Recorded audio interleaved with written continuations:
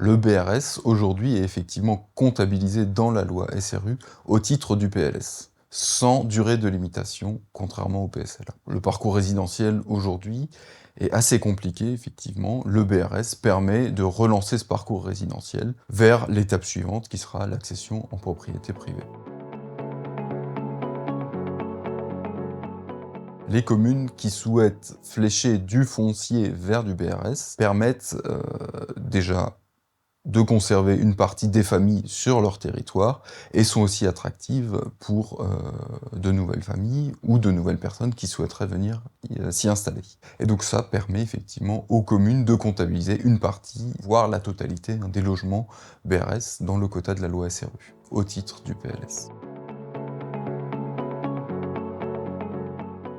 L'acquéreur, quand il va sortir de son logement et le vendre en BRS à une autre personne, sera soumis en fait à un plafond de plus-value qui permettra au nouvel acquéreur de bénéficier du dispositif de BRS et donc d'acheter à des prix toujours moindres que ceux du secteur libre sur le marché. L'intérêt d'intégrer du BRS dans une opération mixte, ça permet de répondre réellement aux enjeux de territoire, de répondre à tous les besoins de la collectivité.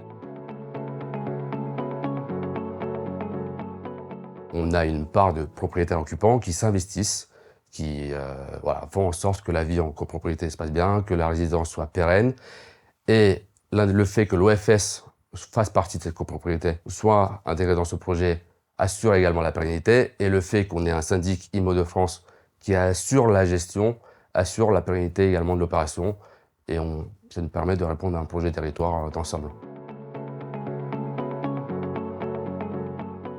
Aujourd'hui, notre syndic intégré nous permet d'assurer la pérennité des résidences en BRS, mais aussi de nos résidences mixtes, puisqu'aujourd'hui, on intervient en tant qu'OFS, promoteur coopératif et syndic.